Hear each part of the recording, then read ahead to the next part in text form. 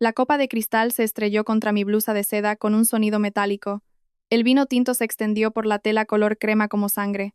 Ahora te ves tan barata como realmente eres, se burló Martina.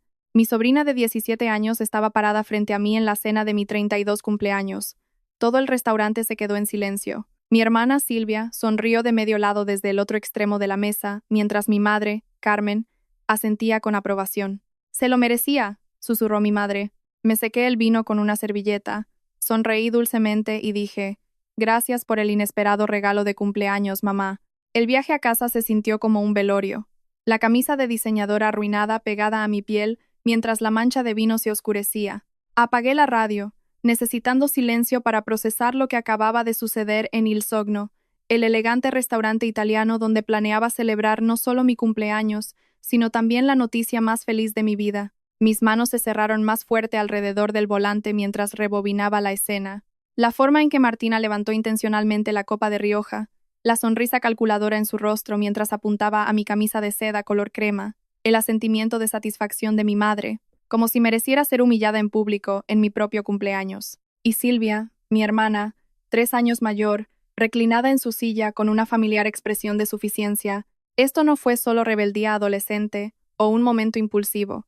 Fue la culminación de años de construcción de dinámicas familiares que me habían posicionado como proveedora y chivo expiatorio. Mientras conducía hacia mi complejo de apartamentos, me encontré haciendo lo que siempre hacía cuando me sentía abrumada, calcular en mi cabeza.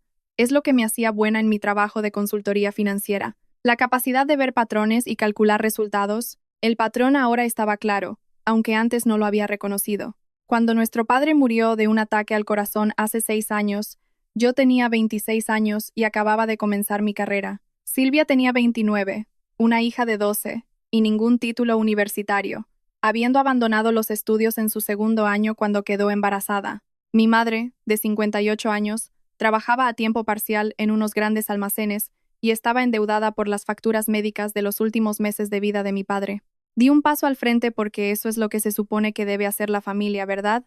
Pagué el coche de Silvia cuando ella no podía permitírselo. Pagué la matrícula de la escuela privada de Martina porque las escuelas públicas de su vecindario no eran buenas. Cubrí los medicamentos de mi madre y la ayudé con los pagos de la hipoteca cuando le redujeron las horas. Me dije a mí misma que estaba invirtiendo en el futuro de mi familia, siendo la hija responsable que mi padre me había enseñado a ser. Pero en el camino, la gratitud se había convertido en expectativa, y la expectativa se había convertido en exigencia. Silvia comenzó a comentar lo afortunada que era de tener mi educación y carrera, olvidando convenientemente que trabajé en 2 empleos durante toda la universidad mientras ella estaba de fiesta.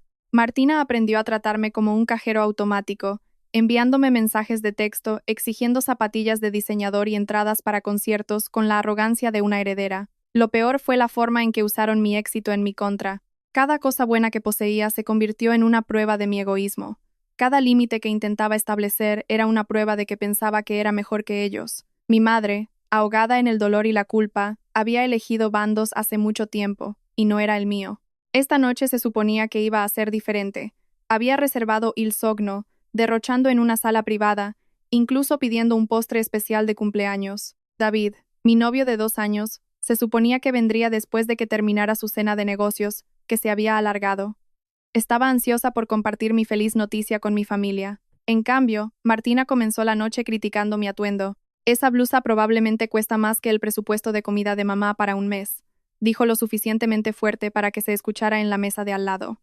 ¿Estás tratando de presumir? En ese momento supe que la noche estaba perdida. Silvia pidió los platos más caros del menú sin mirar los precios, salpicando sus comentarios con pullas sobre las personas que desperdician dinero para sentirse importantes. Y mi madre pasó todo el tiempo del aperitivo enumerando todo lo que estaba mal en mi vida, desde mi apartamento frío, mi adicción al trabajo, hasta mi negativa a sentar la cabeza y darle nietos. El incidente del vino ocurrió justo cuando se servían nuestros platos principales. Martina se estaba quejando de su trabajo de verano en una tienda de moda, insistiendo en que el gerente era totalmente injusto al exigirle que llegara a tiempo. Cuando sugerí suavemente que la puntualidad era importante en cualquier trabajo, explotó. ¿Crees que eres tan perfecta con tu trabajo de lujo y tu ropa elegante? Me siseó, su voz subiendo. Actúas como si fueras mejor que todos, pero en realidad eres patética. Compras el afecto de la gente porque sabes que nadie te querría de otra manera. Esas palabras dolieron más que el vino que siguió, porque en ese momento, con todo el restaurante mirando fijamente a nuestra mesa, me di cuenta de que tal vez ella tenía razón. No porque yo fuera patética, sino porque yo había estado comprando amor. Había estado financiando sus vidas durante tanto tiempo que había olvidado lo que se sentía el afecto genuino. Subí las escaleras hasta mi apartamento, la camisa arruinada crujiendo a cada paso. Las luces del pasillo parpadeaban, creando sombras extrañas que parecían reflejar mis pensamientos rotos. Abrí la puerta con mis llaves. El cansancio se sentía como plomo en mis huesos. Pero cuando abrí la puerta, la luz cálida inundó la sala de estar, y mi corazón se sintió extrañamente aliviado, aunque las cosas eran diferentes. David estaba sentado en el sofá, su corbata suelta y su chaqueta sobre el reposabrazos. Su rostro era serio, preocupado, y me di cuenta de que debió haber recibido mi mensaje de texto sobre la cena terminando temprano. ¿Qué tal?, preguntó, levantándose cuando entré. Luego vio mi blusa y su expresión se endureció. Ángela, ¿qué pasó? ¿Estás herida?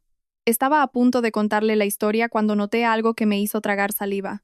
Había una pequeña caja de terciopelo en mi mesa de café. El tipo de caja que contiene promesas, futuros y todo lo que había estado esperando desde que empezamos a hablar de matrimonio hace 6 meses, pero la expresión de David no era alegre ni emocionada. Estaba llena de conflicto, casi dolor. Estuve allí, dijo en voz baja, en Il Sogno. Terminé mi cena temprano y decidí esperar en el bar hasta que terminaran. Quería sorprenderte después con, señaló la caja. Pero luego vi lo que pasó, todo. Mi corazón comenzó a latir, pero no con la emoción que había imaginado para este momento. Algo estaba muy mal. David, ¿de qué estás hablando? Se pasó la mano por el pelo, un gesto que reconocí como su forma de lidiar con decisiones difíciles. Estoy hablando de que fui testigo de cómo tu familia te trataba como basura en tu cumpleaños. Fui testigo de cómo tu propia sobrina te humillaba delante de extraños mientras tu madre y tu hermana lo alentaban, y te vi sonreír y aceptarlo como si fuera normal. La caja de terciopelo parecía palpitar en la mesa entre nosotros, un símbolo de un futuro que de repente se sentía incierto. Te amo, Ángela, continuó David, su voz cargada de emoción. Pero no puedo casarme con alguien que permite que la traten así. No voy a quedarme quieto y ver a la mujer que amo ser maltratada por su propia familia por el resto de nuestras vidas. Sus palabras se sintieron como golpes físicos. Me desplomé en el sofá, todavía con la blusa manchada de vino, mirando fijamente el anillo de compromiso que probablemente nunca recibiría. Necesito tiempo para pensar, dijo David suavemente. Ambos lo necesitamos. Esto no es solo por esta noche. Se trata del ciclo que he estado observando durante 2 años. Tú das, y ellos solo toman y toman, y de alguna manera te has convencido de que eso es amor. Se puso la chaqueta, deteniéndose en la puerta. Me quedaré en casa de mi hermano unos días. Cuando decidas que estás lista para ponerte a ti misma en primer lugar, llámame. La puerta se cerró suavemente, dejándome sola con un anillo de compromiso sin abrir, un símbolo de todo lo que había querido y que podría haber perdido por lo que había soportado. Me quedé sentada en el silencio del apartamento hasta las 3 a.m., todavía con la blusa manchada, mirando fijamente la caja del anillo sin abrir en la mesa de café. Las palabras de David resonaron en mi mente como un diagnóstico que no quería aceptar, pero que no podía negar. Él tenía razón, y la verdad dolía más que el vino que había arruinado mi cumpleaños. Incapaz de dormir, me senté en mi portátil, abriendo mi software de gestión financiera.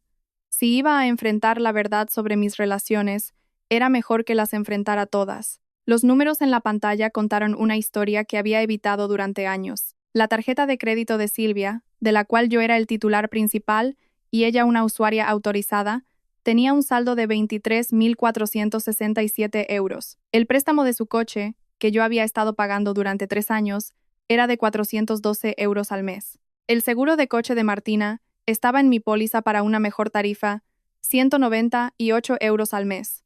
El plan de teléfono móvil de Martina, 85 euros al mes. La transferencia bancaria automática a la cuenta de mi madre, 500 euros al mes. El cálculo me revolvió el estómago. Durante los últimos 3 años, había estado gastando 4.195 euros al mes para mantener a mi familia. Eso es 50.340 euros al año, más de 150.000 euros en 3 años, sin contar regalos de cumpleaños, regalos de Navidad, préstamos de emergencia y comidas de desastre como la de esta noche. 150.000 euros. Eso era un depósito para una casa. Eso era una boda, una luna de miel y el comienzo de una vida real con David. Eran mis ahorros para la jubilación, mi fondo de emergencia, mi futuro. Yo lo había estado financiando, mes a mes.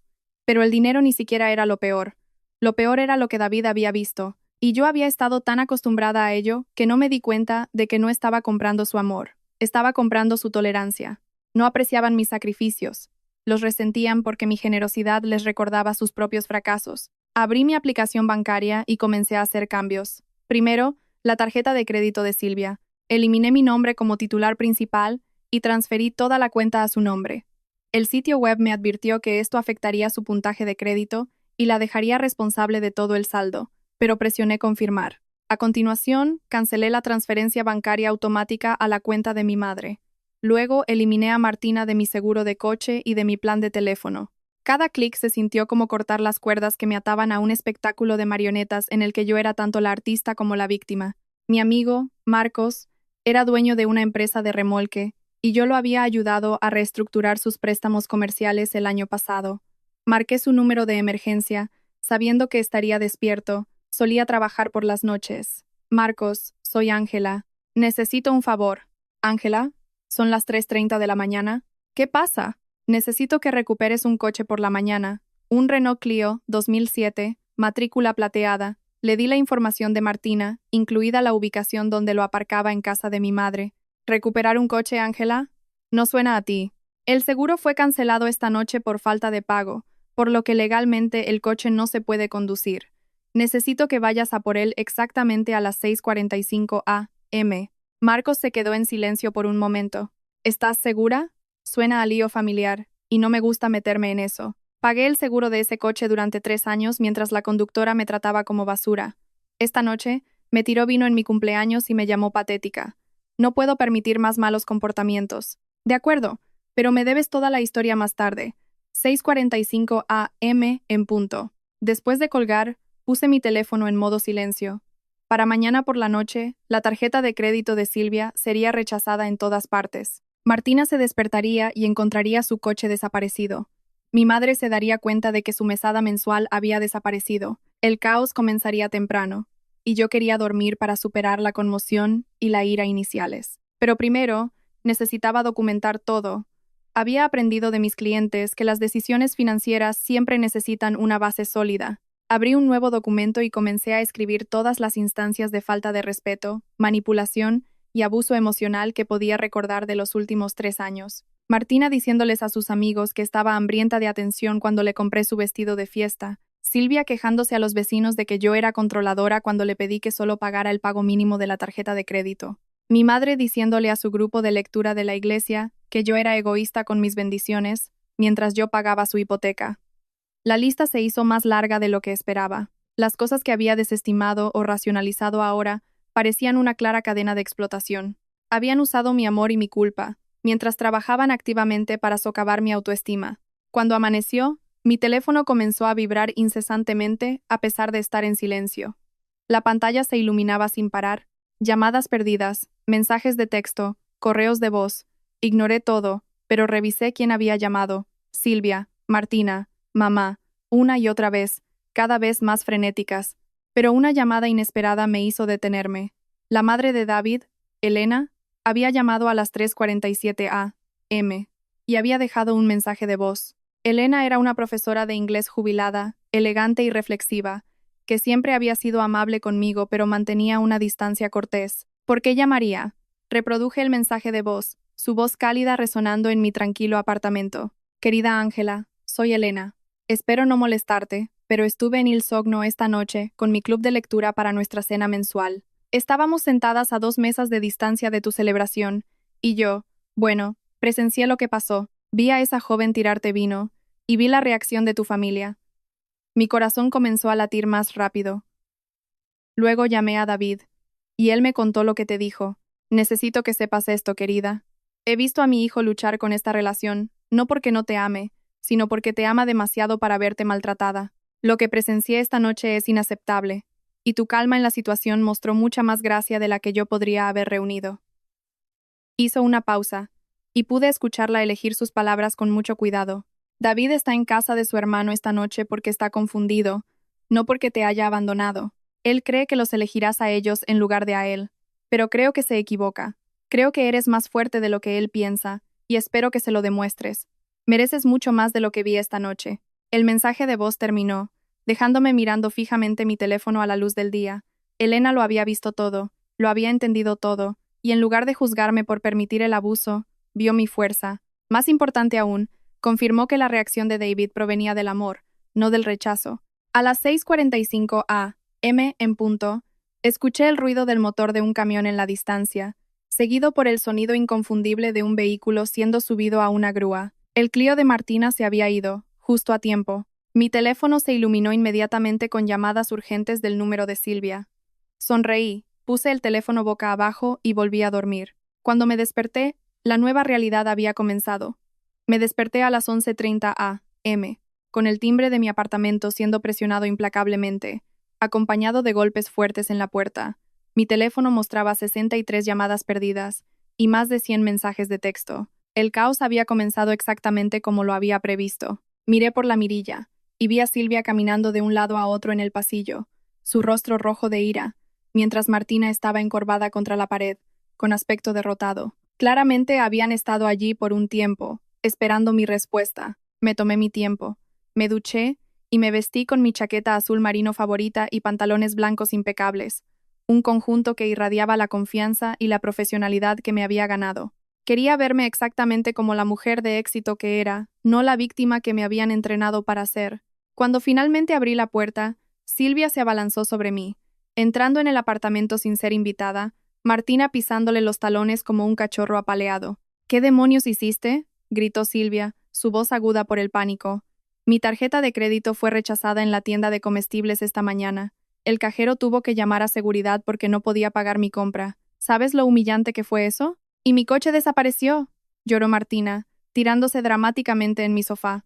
Alguien robó mi coche justo enfrente de la casa de la abuela. Llamé a la policía y todo, pero dijeron que fue embargado por problemas de seguro. Eso es ridículo. Caminé tranquilamente a la cocina, me serví una taza de café, tomando un sorbo lento antes de responder. Tu coche no fue robado, Martina. Fue recuperado legalmente porque la póliza de seguro fue cancelada por falta de pago. ¿Falta de pago? La voz de Silvia temblaba. Tú siempre pagabas el seguro. Podrías. Yo también puedo parar. Así como puedo eliminarme como titular principal de las tarjetas de crédito que nunca usé y detener las transferencias automáticas que nunca acepté hacer para siempre. Martina me miró con genuina perplejidad. Pero se supone que debes ayudarnos. Eres nuestra familia.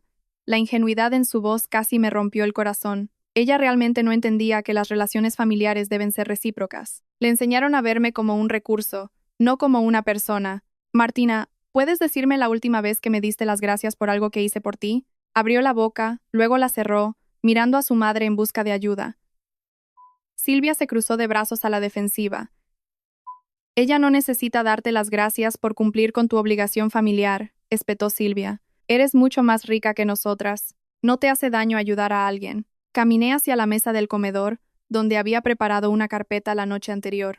Dentro había copias impresas de extractos bancarios, facturas de tarjetas de crédito y una hoja de cálculo detallada que mostraba cada euro que había gastado en ellas en los últimos 3 años. 157.423 euros, dije, deslizando la carpeta sobre la mesa. Eso es lo que gasté de mi dinero para mantener a las dos durante los últimos 3 años.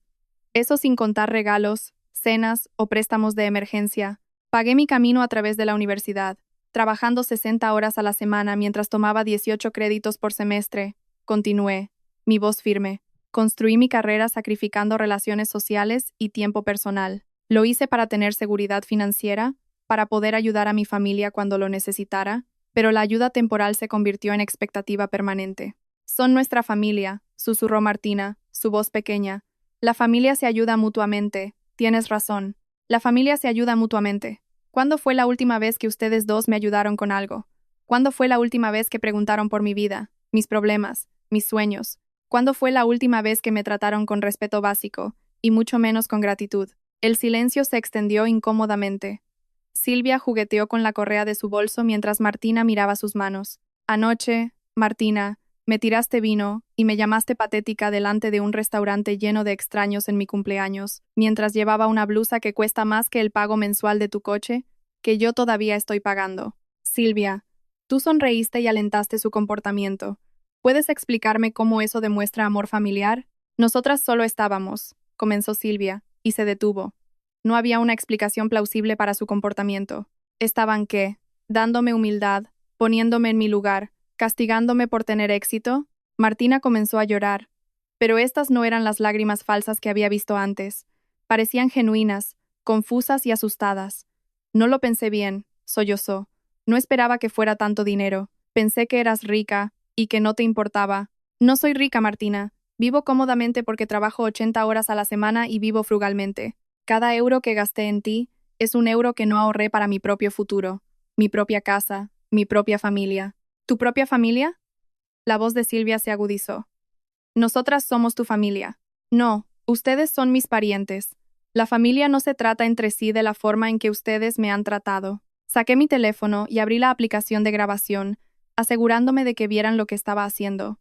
Quiero que una cosa quede clara. Esta conversación está siendo grabada. También tengo registros de años de apoyo financiero con extractos bancarios y capturas de pantalla de Martina, alardeando con sus amigos sobre manipular a su tía rica y tonta, o de ustedes quejándose a los vecinos sobre mis supuestos defectos mientras yo estaba pagando sus facturas. La cara de Silvia estaba pálida.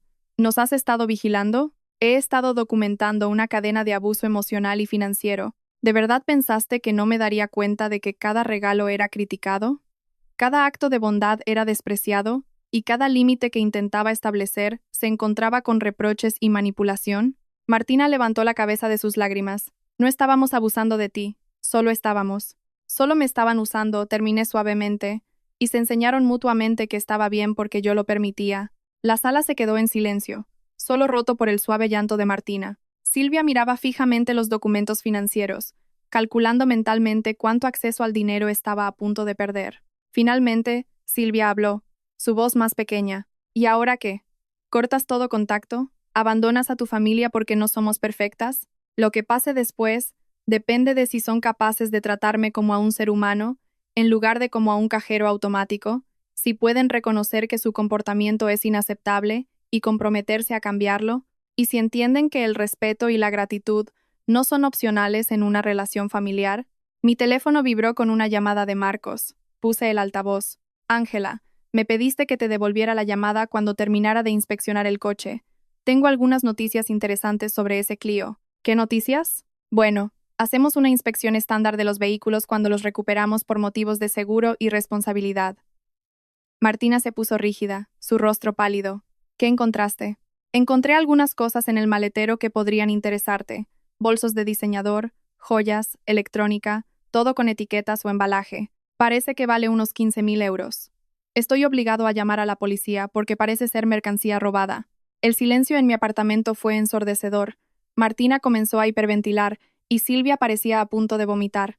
Martina, dije en voz baja, ¿hay algo que debas decirme? Ella no podía hablar, solo asintió con la cabeza frenéticamente entre lágrimas. La verdad estaba a punto de ser mucho peor de lo que había imaginado. Antes de que Martina pudiera explicar la mercancía robada, la puerta de mi apartamento se abrió, y David entró, con aspecto agotado y llevando su maletín. Se detuvo en seco al ver a Silvia y Martina, la escena de papeles financieros esparcidos, lágrimas y confrontación obvia.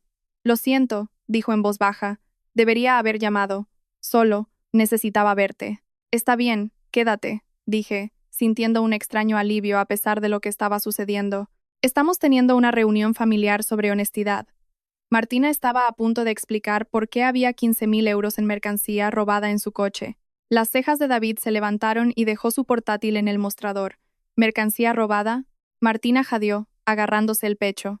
No puedo respirar. Respira hondo, dije. Mis conocimientos de consultoría financiera se apoderaron de la situación.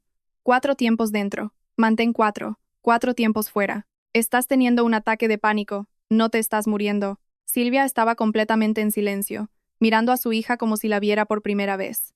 Martina, dije suavemente, mientras su respiración se regulaba. La policía va a querer respuestas. Será mejor que se las des voluntariamente. Yo robé cosas de las tiendas que frecuentabas. Les dije que era tu sobrina, que eras una consultora financiera importante, que se haría cargo de cualquier cosa que no pudiera pagar. Me permitieron usar tu crédito para comprar cosas, a veces incluso sin la tarjeta. Me sentí helada. ¿Qué quieres decir con que usaste mi crédito? Les dije que me habías autorizado a comprar, que tú pagarías más tarde. Algunas tiendas tenían tu información de veces que compraste para mí antes, así que simplemente confiaron en mí. David abrió su portátil y comenzó a escribir rápidamente. Ángela, ¿cuál es tu puntaje de crédito? Le dije, y su rostro se puso sombrío mientras abría los sitios de monitoreo de crédito. Tienes que ver esto. ¿Alguien ha estado abriendo cuentas de crédito de tiendas a tu nombre durante meses? La pantalla del portátil mostró una lista de consultas de crédito que me revolvieron el estómago. El Corte Inglés, Massimo Dutti, Zara, Mango, 12 tarjetas de crédito de tiendas diferentes, todas abiertas en los últimos 8 meses, con más de 40,000 euros de crédito disponible. Silvia, dije, con una voz aterradoramente tranquila. ¿Sabías esto? Silvia evitó mi mirada. Martina dijo que le habías permitido usar tu crédito para su negocio. Ella necesitaba ropa profesional para su boutique. ¿Ropa profesional? Me reí, sin humor. Martina trabaja a tiempo parcial en una tienda de ropa adolescente en el centro comercial.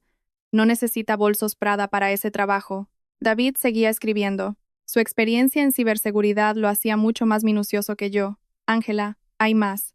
La semana pasada, alguien intentó solicitar una hipoteca sobre tu apartamento. Fue rechazada debido a la actividad inusual en tu informe de crédito, pero se envió la solicitud. La sala comenzó a dar vueltas. ¿Una hipoteca de cuánto? 120,000 euros. Miré fijamente a Silvia, su rostro pálido. Intentaste hipotecar mi casa sin mi consentimiento. Necesitaba el dinero, explotó Silvia, rompiendo finalmente su silencio. Martina estaba en problemas con las tarjetas de crédito de las tiendas, y necesitaba pagarlas antes de que te dieras cuenta. Estaba tratando de protegerte de la vergüenza. ¿Protegerme? ¿Cometiendo robo de identidad y fraude? Iba a devolverlo. Después de que Martina se graduara y consiguiera un trabajo estable, después de que yo resolviera las cosas, la cara de David pasó al modo profesional. Ángela, esto es una actividad criminal grave. Robo de identidad, fraude de crédito, conspiración para cometer fraude hipotecario.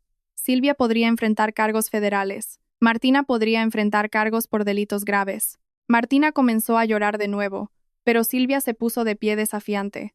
No puedes probar que hice nada. Esas solicitudes podrían venir de cualquier lugar. David giró la pantalla de su portátil hacia ella. De hecho, puedo rastrear las direcciones IP desde las que se enviaron estas solicitudes. 3 llamadas vinieron de su casa, 2 de su ordenador de trabajo y una de la casa de la madre de Ángela. Mi madre lo sabía. Me sentí como si estuviera viviendo en una pesadilla. Me pedía que la ayudara con el papeleo todas las semanas. Ella no sabía lo que era. Te mintió, dije. Ella cometió robo de identidad y fraude de crédito. Martina robó miles de euros en mercancía y la pagó con cuentas de crédito abiertas ilegalmente a tu nombre. Eso es imposible. Silvia no haría eso. Mamá, escuché por el altavoz. La voz se hacía cada vez más pequeña, a medida que la magnitud del engaño se hacía evidente. Mamá, necesito decirte algo. Durante los siguientes 20 minutos, la verdad salió a la luz. Silvia admitió haber falsificado mi firma en las solicitudes de crédito. Martina confesó el robo y el fraude de meses. Mamá, escuché por el altavoz, la voz cada vez más débil a medida que la magnitud del engaño se hacía clara. Ella no entiende, dijo mi madre finalmente, su voz pequeña. ¿Por qué le harían esto a Ángela? Ella siempre ha tratado de ayudarnos. Porque me lo puso demasiado fácil, gritó Silvia. Su fachada fría finalmente se derrumbó por completo.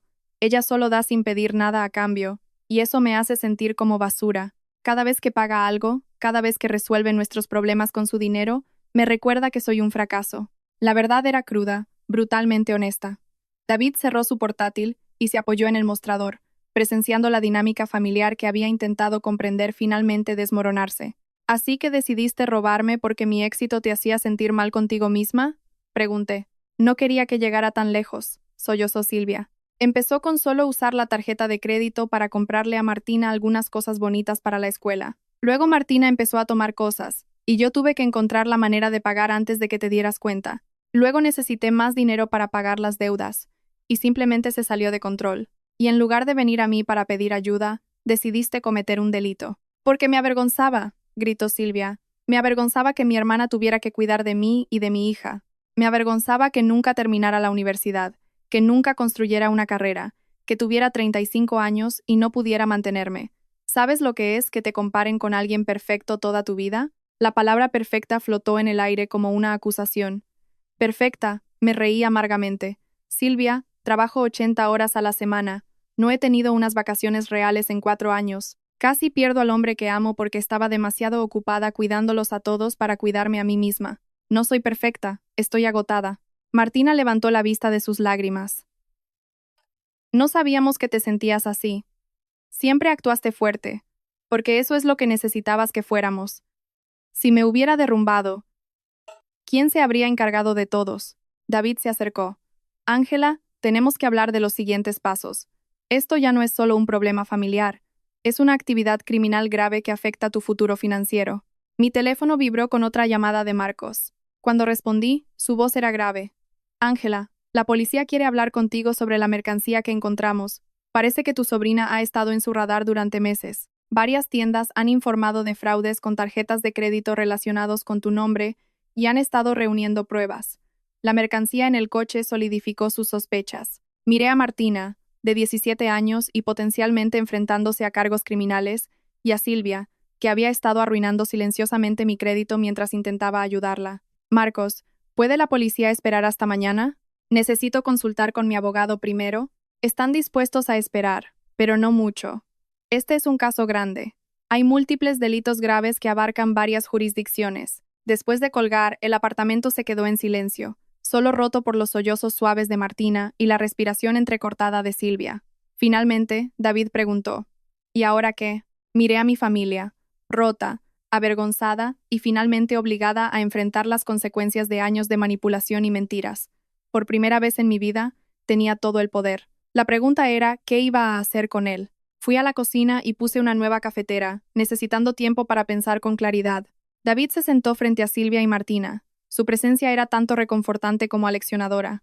David, dije mientras el café se preparaba, trabajas en ciberseguridad. En tu opinión profesional, ¿qué tan graves son los cargos que enfrenta mi familia? Se pasó la mano por el pelo, un hábito que tenía cuando calculaba evaluaciones de riesgo. El robo de identidad es un delito grave a nivel nacional, con hasta 15 años de prisión. El fraude de crédito, dependiendo de la cantidad involucrada, podría sumar otros 10 a 20. El fraude hipotecario es aún más grave debido al dinero involucrado. El hurto en tiendas minoristas de Martina podría manejarse a nivel autonómico, pero con las cantidades de las que estamos hablando, podría enfrentar un delito grave. Martina comenzó a hiperventilar de nuevo. ¿15 años? ¿No puedo ir a la cárcel por 15 años? Deberías haber pensado en eso antes de robar mi identidad, dije sin rodeos. Esto no es un error o un lapso de juicio, Martina. Es una cadena de comportamiento criminal en la que ambas participaron intencionalmente. Mi teléfono volvió a sonar, mi madre llamando. Puse el altavoz. Ángela, he estado pensando en todo lo que me dijo Silvia, y necesito decir esto. Su voz era temblorosa pero firme. He fallado. Toleré el resentimiento de Silvia hacia ti durante años porque me sentía culpable por tu difícil vida después de la muerte de tu padre. Pensé que si la respaldaba ocasionalmente en tu contra, se equilibrarían las cosas. Silvia parece muy conmocionada. Mamá, ¿qué estás diciendo? Estoy diciendo que te enseñé que estaba bien tratar mal a Ángela porque tú lo hiciste. Cada vez que te quejaste de su éxito, yo te di la razón en lugar de defenderla. Cada vez que criticaste sus elecciones, te apoyé. Creamos un ambiente donde Ángela era el problema, no la solución.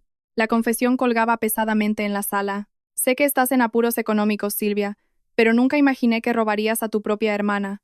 Ángela dice, me avergüenza lo que te hemos hecho, y entiendo si nunca nos perdonas. Mamá, dije en voz baja, ayudaste a Silvia a rellenar los documentos de solicitud de hipoteca a mi nombre.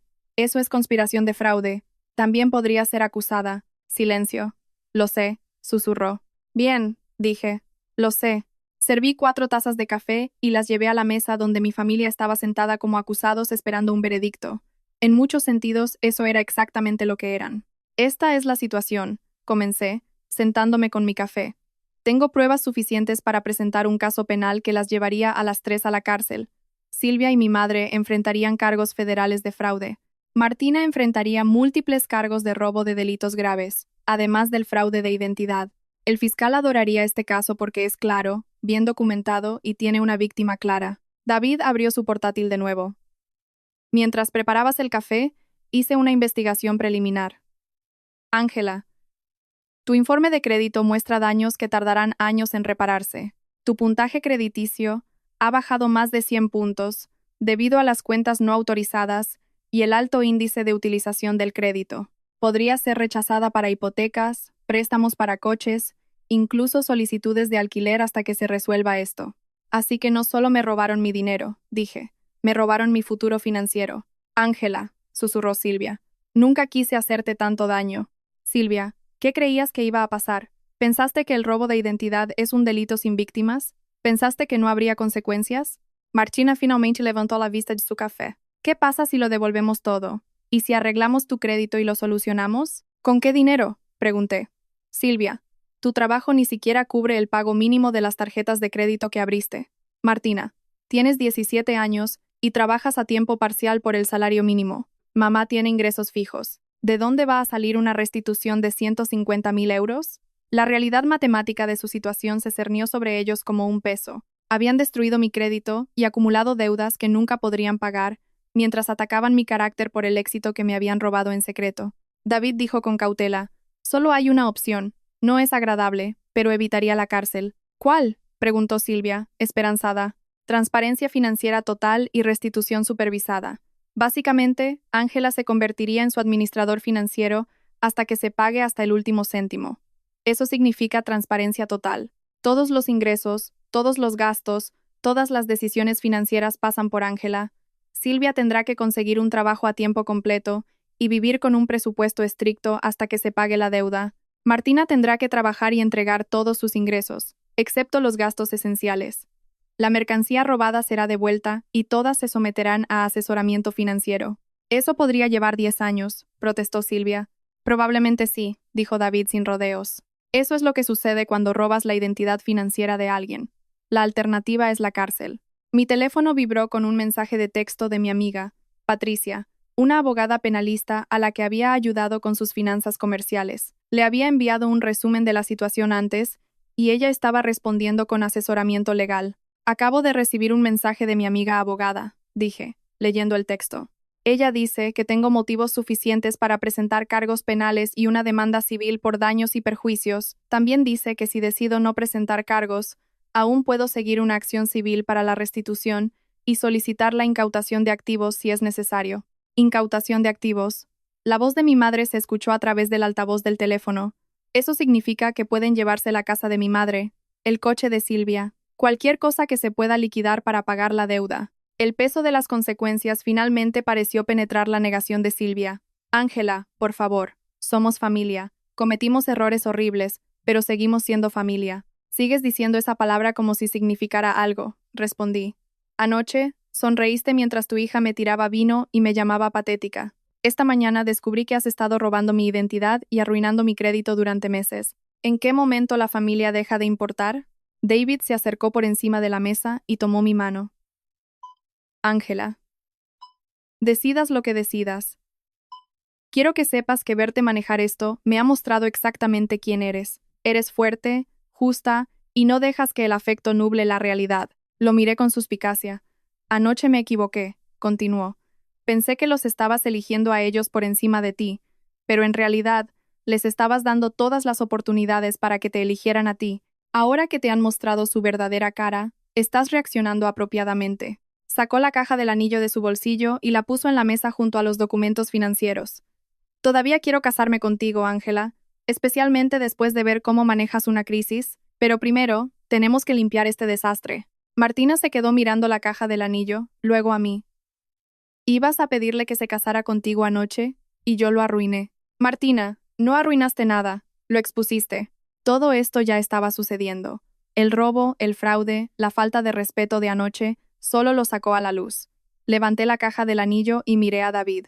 ¿Estás seguro? ¿Te casarías con alguien con antecedentes penales en la familia? Me casaría contigo, dijo simplemente. Todo lo demás se puede arreglar. Silvia se derrumbó por completo, sollozando con la cara entre las manos. Lo arruiné. Arruiné tu compromiso, tu crédito, tu relación con mamá. Convertí a Martina en una criminal. Destruí nuestra familia. No, dije con firmeza. Expusiste a nuestra familia por lo que era, detrás de todo tu encubrimiento. Ahora tenemos el poder de decidir en qué se convierte. Miré alrededor de la mesa, a las 3 mujeres más importantes de mi vida, todas rotas, avergonzadas y finalmente obligadas a enfrentar la realidad. Estas son mis condiciones, dije. Indemnidad penal y civil completa a cambio de una servidumbre financiera absoluta hasta que se recupere cada euro, más intereses. Asesoramiento financiero para todos. Terapia familiar para todos. Silvia consigue un trabajo a tiempo completo dentro de 30 días o el acuerdo se anula. Martina devuelve todos los artículos robados y trabaja para la restitución. Mamá firma la renuncia a cualquier activo que pueda ayudar a cubrir la deuda. Todos se someterán a monitoreo de crédito y controles regulares con mi abogado.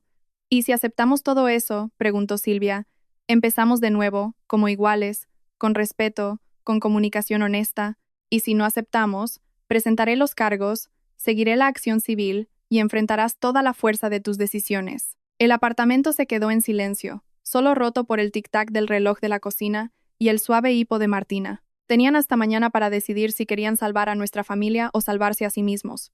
El silencio se extendió casi 5 minutos antes de que Martina hablara, su voz apenas un susurro. Ángela, necesito decirte algo más sobre el blog. Silvia levantó la cabeza. Martina, no, ella lo va a descubrir de todos modos. David ya lo ha hecho con su portátil y su investigación. Martina se frotó los ojos y me miró directamente por primera vez en el día. He estado escribiendo un blog llamado El Diario de la Tía Rica durante los últimos 8 meses. Sobre mí, sobre cómo manipular a los parientes ricos. Mi taza de café se detuvo a mitad de camino. ¿Qué blog? David abrió su portátil. ¿Cuál es la URL, Martina? Ella se lo dijo, y en segundos, él tenía una página web abierta que me hizo estremecer. El título del sitio web decía, El Diario de la Tía Rica, una guía adolescente para el banco familiar, con un subtítulo, Cuando tu tía tiene más euros que céntimos. ¿Cómo hacerles sentir culpables por tener más que tú? El arte de los préstamos de emergencia. ¿Por qué la gratitud es opcional cuando te deben por el parentesco? ¿Cómo hacer que tu pariente rico se sienta el malo? 10 maneras de convertir su éxito en tu miseria. Hay 43 publicaciones, dijo Martina con tristeza. Escribí sobre cada interacción que tuvimos, cada euro que nos diste, cada vez que intentaste establecer límites. Lo convertí todo en contenido sobre estrategias de manipulación. ¿Cuántos seguidores tiene?, pregunté. Shard y en Sanlingling. El número me golpeó. 12.000 personas habían leído relatos detallados de la manipulación emocional y financiera de alguien como yo. Mi vida personal se había convertido en un manual de instrucciones para explotar a la familia. Hay más, dijo David sombríamente, desplazándose por el sitio. Ha publicado capturas de pantalla de tus mensajes de texto, copias de las confirmaciones de transferencia bancaria, incluso fotos de los regalos que les compraste. Y miren la sección de comentarios. Me levanté y leí por encima de su hombro.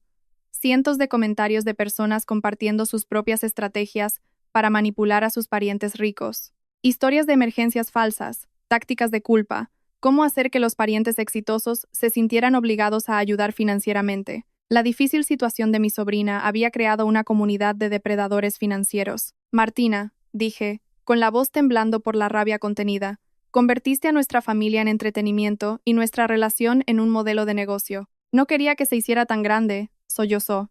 Empezó como una forma de desahogarme sobre lo que sentía al ser menos que tú, pero luego la gente empezó a seguirme y a comentar, y me enganché a la atención. Silvia miró a su hija como si nunca la hubiera visto.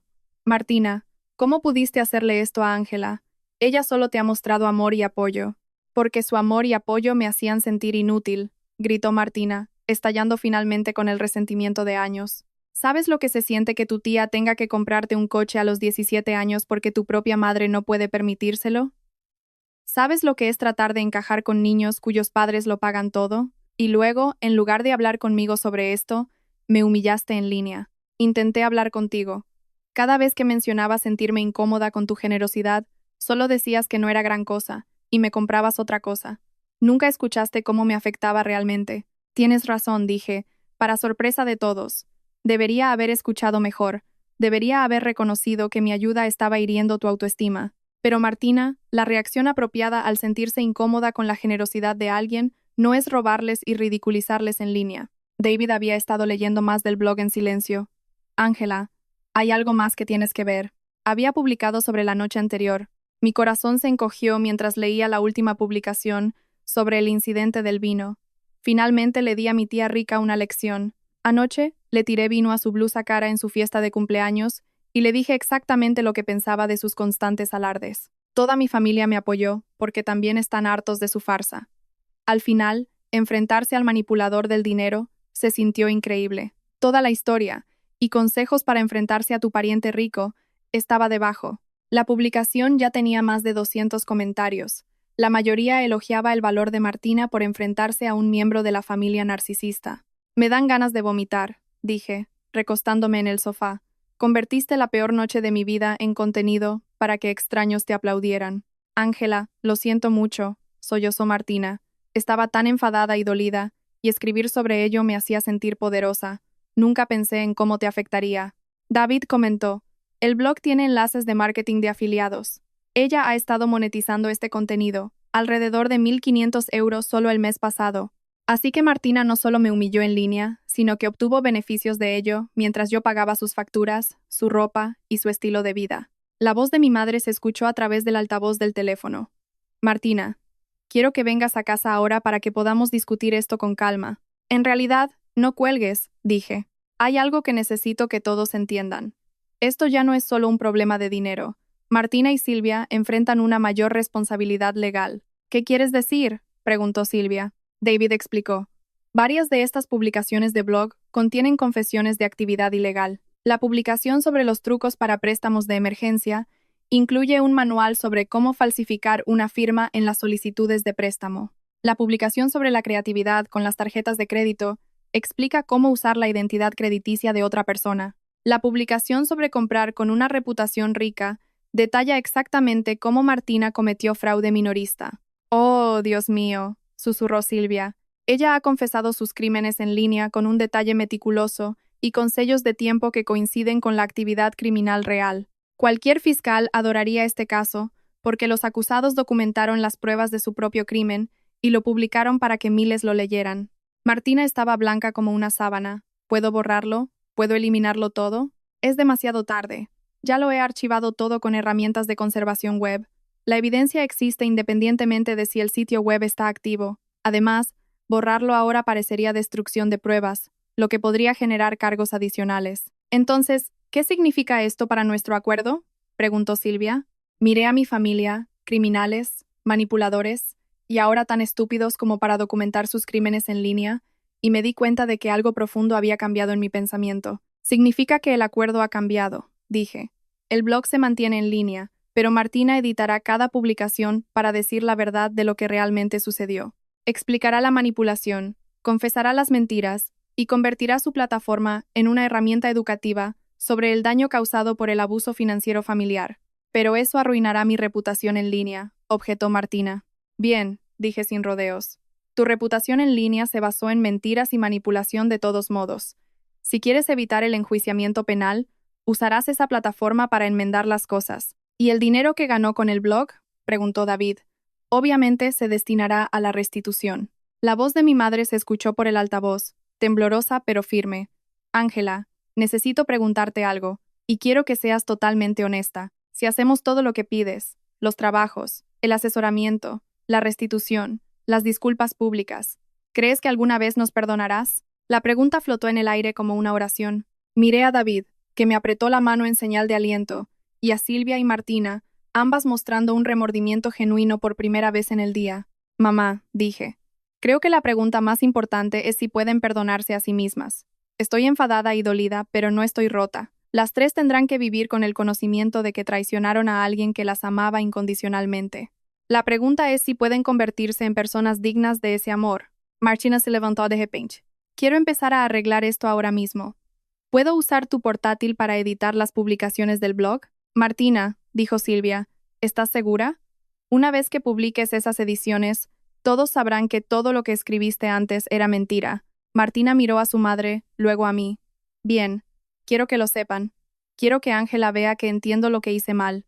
Por primera vez desde que comenzó esta pesadilla, sentí un destello de esperanza de que mi familia realmente podría cambiar. David, dije, ¿todavía quieres casarte conmigo en medio de este desastre? Él sonrió y abrió la caja del anillo. Ángela Torres, ¿te casarías conmigo, a pesar de que tu familia tendrá que depender financieramente de ti durante los próximos 10 años? Miré a mi alrededor, a mis parientes delincuentes, a mi crédito arruinado, a mi privacidad comprometida, y al hombre que estaba dispuesto a aceptar todo eso porque creía en nosotras. Sí, dije, pero vamos a fugarnos para casarnos. No puedo encargarme de 3 casos penales y una boda al mismo tiempo. Cuando David deslizó el anillo en mi dedo, Martina comenzó a llorar de nuevo. Pero por primera vez, esas lágrimas se sintieron como alivio, no como manipulación. Tal vez había esperanza para nosotras. 6 meses después, estoy parada en mi cocina preparando café para 5 personas en lugar de solo para mí. Se ha convertido en nuestra rutina de los sábados por la mañana, reuniones familiares que David ha apodado sesiones de rehabilitación financiera, pero que se sienten más como tiempo familiar real que cualquier cosa que hayamos compartido en años. Silvia está sentada en mi mesa de comedor con su portátil abierto, actualizando su hoja de cálculo de presupuesto mensual que rastrea cada céntimo de sus pagos de restitución. Consiguió un trabajo en una empresa de procesamiento de pagos médicos a las 2 semanas de mi ultimátum y ha sido ascendida 2 veces. Su inteligencia innata, por fin puesta a trabajar de manera productiva después de años, finalmente la está sirviendo bien. Martina está sentada frente a ella, también en un portátil, escribiendo su blog. Lo que comenzó como una plataforma de manipulación se ha convertido en algo inesperado, un relato brutalmente honesto de curación familiar que ahora tiene más de 30.000 seguidores. Sus publicaciones sobre el reconocimiento de la manipulación, la reconstrucción de la confianza y el aprendizaje de la responsabilidad han resonado en personas que luchan con dinámicas familiares similares. Ángela, dice Martina, levantando la vista de la pantalla. Recibí otro mensaje de alguien cuya familia está yendo a terapia porque reconocieron sus propios patrones en mi historia. Esos son 11 familias este mes. Eso es increíble, cariño, le digo, y lo digo en serio.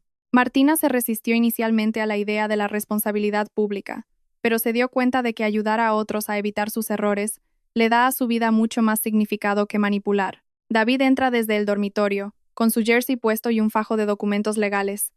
Buenas noticias de Patricia, dice, refiriéndose a mi abogada. Las agencias de crédito han aceptado las correcciones finales en el informe de Ángela. Su puntaje de crédito es en realidad más alto ahora de lo que era antes de que todo esto sucediera, gracias a las alertas de fraude y el proceso de resolución documentado. ¿Y la investigación criminal?, pregunta Silvia, ansiosa.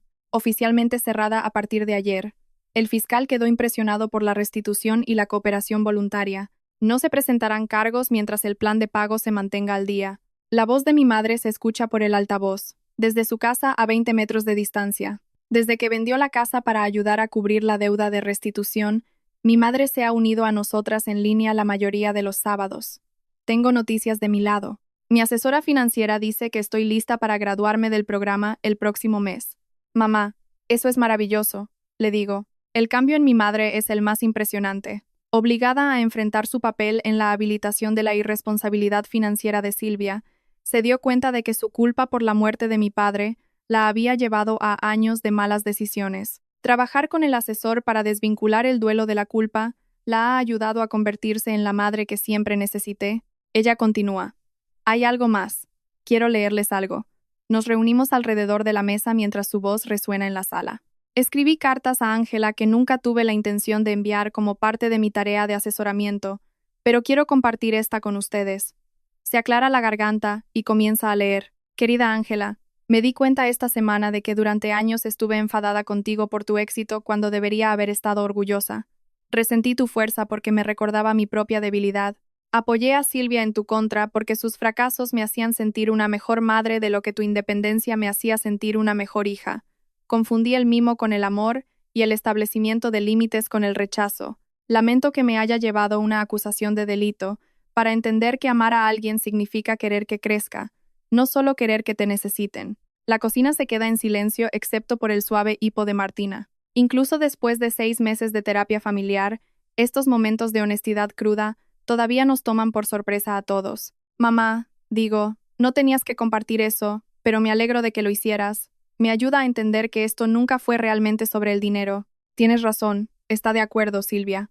Se trataba de la sensación de impotencia y de proyectar esa impotencia en la persona que parecía tener poder. Ángela, me resentí contigo durante años por tener una vida estable, sin tomarme nunca el tiempo de apreciar lo que te costó conseguirla. David me aprieta la mano debajo de la mesa. Hablando de costo y apreciación, yo también tengo algunas noticias felices.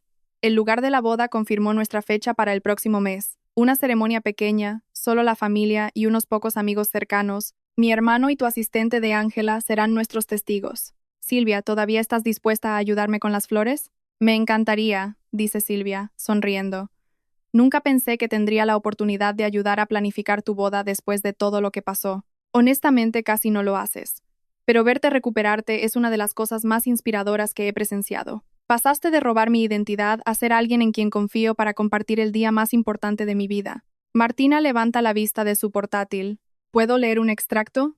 Es de su publicación de blog de esta semana. Asentimos, y ella comienza a leer desde la pantalla. Hace 6 meses, le tiré vino a mi tía y la llamé patética porque estaba enfadada de que su éxito hiciera evidentes mis fracasos. Convertí nuestra crisis familiar en contenido en línea, porque pensé que la atención de extraños era más importante que el respeto de las personas que me amaban. Descubrí que la curación no se trata de gestos dramáticos o disculpas perfectas. Se trata de hacer el trabajo aburrido y diario de ser una persona digna de confianza. Mi tía no salvó a nuestra familia perdonándonos. Salvó a nuestra familia al negarse a permitir un comportamiento inaceptable. Martina, le digo, quiero que sepas que verte madurar de una adolescente manipuladora a una joven reflexiva es increíble. Serías una gran dama de honor. Ella irradia. Todavía no puedo creer que me lo pidas. ¿A quién más iba a pedirle? Eres mi familia. David se levanta para servirse más café, deteniéndose junto a mi silla. Ángela, yo también tengo algo que decir. Si a todos les parece bien. Adelante. Lo animo. Hace 6 meses, pensé que Ángela estaba eligiendo a su familia por encima de sí misma, y estaba lista para terminar nuestra relación porque no podía ver a la persona que amaba ser maltratada. Lo que no entendí fue que Ángela no estaba eligiendo entre ella y su familia. Estaba eligiendo entre la habilitación y la curación. Todo lo que hizo, desde cortar el dinero hasta exigir responsabilidad, fue para salvar a su familia de sí misma. Mira alrededor de la mesa, a Silvia, y al teléfono donde mi madre está escuchando, y luego a mí. Aprendí que el amor verdadero a veces requiere confrontar a tus seres queridos con las consecuencias que no quieren. Ángela nos enseñó a todos que los límites no son paredes para mantener a la gente fuera, son los cimientos sobre los que pueden existir relaciones reales. Eso irá en mis votos, digo, limpiándome una lágrima inesperada. Bien, sonríe David, porque lo tomé de algo que dijiste en terapia hace 3 meses. Silvia cierra su portátil y mira alrededor de la mesa. Tengo una confesión. Todavía me siento celosa del éxito de Ángela a veces. La diferencia ahora es que en lugar de resentirla por ello, lo uso como combustible para construir algo para mí. Mi jefe quiere nominarme para un programa de capacitación en gestión en la empresa. Silvia, eso es genial, le digo. Serías increíble en gestión. El punto es, continúa Silvia, que finalmente estoy construyendo una vida de la que puedo estar orgullosa, en lugar de sabotear la de otra persona porque me avergüenzo de la mía. La voz de mi madre se escucha por el altavoz. Creo que esa es la verdadera lección aquí. Todos confundimos el tomar con el dar con la habilitación. Ángela, nos enseñaste que el amor sin límites no es realmente amor. Me levanto para empezar el desayuno, sintiéndome más ligera que nunca. Sin embargo, yo también aprendí algo. Aprendí que mi valor no se mide por cuánto doy a los demás, se mide por lo bien que me respeto a mí misma y por lo claramente que comunico mi valor. Entonces, ¿cuál es tu valor?, pregunta Martina, sacando su teléfono para grabar la respuesta. Ha estado documentando nuestra curación familiar para su blog, con la bendición de todos. Pienso por un momento mientras cocino los huevos. Valoro la autenticidad sobre la armonía. Valoro el crecimiento sobre la comodidad. Valoro el respeto mutuo sobre la habilitación incondicional. Y valoro las relaciones familiares que hacen que todos sean mejores personas, no solo las que hacen que todos se sientan cómodos. Genial, dice Martina, deteniendo la grabación. ¿Puedo usar eso en la publicación del blog de esta semana? Por supuesto, pero añade esto. La lección más difícil que aprendí es que a veces lo más amoroso que puedes hacer es negarte a proteger a alguien de las consecuencias de sus propias elecciones. El amor verdadero requiere valor, no solo bondad. David me rodea con sus brazos por detrás mientras cocino. ¿Todavía estás seguro de casarte con alguien de esta familia? Nuestra familia es un poco dramática. Me caso con Ángela, dice, repitiendo lo que me dijo hace 6 meses. El resto son solo un bono muy interesante. Mientras nos sentamos a desayunar juntos, me doy cuenta de que la familia que casi perdí hace 6 meses es ahora más fuerte que nunca. No porque hayamos aprendido a evitar el conflicto, sino porque hemos aprendido a enfrentarlo con honestidad. Silvia se está manteniendo a sí misma y reconstruyendo su autoestima. Martina ha transformado su plataforma de manipulación en una herramienta de curación. Mamá ha aprendido a distinguir entre la culpa y el amor, y está construyendo relaciones genuinas con ambas hijas por primera vez. Y yo aprendí que establecer límites no me hacía egoísta, me hacía completa. Solo una cosa más, digo cuando terminamos de comer. Quiero que sepan que las perdono por completo, no porque lo que hicieron no fuera grave, y no porque las consecuencias no sean reales, sino porque todas han demostrado ser capaces de ser mejores personas una vez que tuvieron que asumir la responsabilidad de sus acciones. Martina comienza a llorar de nuevo, pero son lágrimas de alivio y gratitud. Ángela, prometo pasar el resto de mi vida demostrando que tu fe en mí no fue un error. No tienes que probar nada, cariño. Solo tienes que seguir siendo honesta y seguir creciendo. Eso es suficiente. Mientras David y yo recogemos los platos, reflexiono sobre el cambio espectacular de nuestra familia. Hace 6 meses, estábamos unidos por la culpa, la obligación y la dependencia financiera. Hoy, nos elegimos mutuamente por el afecto, el respeto y la preocupación genuina. La diferencia entre esos dos tipos de relaciones es la diferencia entre la supervivencia y la prosperidad. Y por primera vez en mi vida, mi familia está prosperando. Antes de que todos se vayan, les pido que se reúnan alrededor de la mesa una vez más. Quiero compartir lo más importante que aprendí de todo esto. La familia no se trata de sangre, obligación o historia compartida. Se trata de elegirse mutuamente todos los días, tratarse con respeto y apoyar el crecimiento de los demás, incluso cuando es difícil. Lo que tenemos ahora es una familia real, lo que teníamos antes era solo parientes atrapados en patrones autodestructivos. ¿Y cuál es la lección de vida?, pregunta Martina, ya pensando en la publicación de su blog. Sonrío, mirando a las personas que amo, las personas que casi me arruinan, pero que en cambio me ayudaron a descubrir mi propia fuerza. La lección es que lo peor que puedes hacer por las personas que amas es protegerlas de las consecuencias de sus propias acciones. El amor verdadero a veces exige elecciones difíciles, pero el resultado son relaciones auténticas construidas sobre el respeto mutuo, no sobre la manipulación y el resentimiento. Y a veces, la familia en la que naciste no es la familia que debes tener, pero si eres lo suficientemente valiente como para exigir algo mejor, puedes descubrir que las personas que amas son capaces de convertirse en la familia que siempre necesitaste. Mientras todos se preparan para irse, recogiendo portátiles y chaquetas, planificando la reunión de la próxima semana, siento una profunda gratitud por la crisis que casi nos destruye, pero que en última instancia nos salvó. Gracias a esa horrible cena de cumpleaños hace 6 meses, Martina aprendió la responsabilidad. Silvia encontró la autoestima. Mamá redescubrió su voz. David y yo nos vamos a casar, y aprendí que el amor sin límites no es amor. La mancha de vino en mi blusa de seda no se pudo quitar, así que tiré la camisa. Pero a veces las cosas más hermosas nacen de las circunstancias más feas, y mi familia es la prueba de que la curación siempre es posible para aquellos lo suficientemente valientes como para enfrentar la verdad sobre sí mismos. Ahora quiero escuchar sus historias. ¿Alguna vez se han encontrado en una situación en la que miembros de la familia explotaron su bondad o su éxito? ¿Cómo manejaron el establecimiento de límites con seres queridos que los trataban mal? Compartan sus historias en los comentarios a continuación. Si esta historia resonó con ustedes, denle me gusta y suscríbanse para obtener más contenido sobre dinámicas familiares, crecimiento personal y encontrar el coraje para exigir un mejor trato de sus seres queridos. Y no olviden compartir esto con cualquiera que necesite escuchar que está bien establecer límites con la familia, incluso si da miedo. Gracias por escuchar mi historia, y recuerden, la forma en que aceptan ser tratados es la forma en que enseñan a otros a tratarlos. Elijan sabiamente, y nunca tengan miedo de exigir el respeto que merecen. Hasta la próxima, cuídense mucho.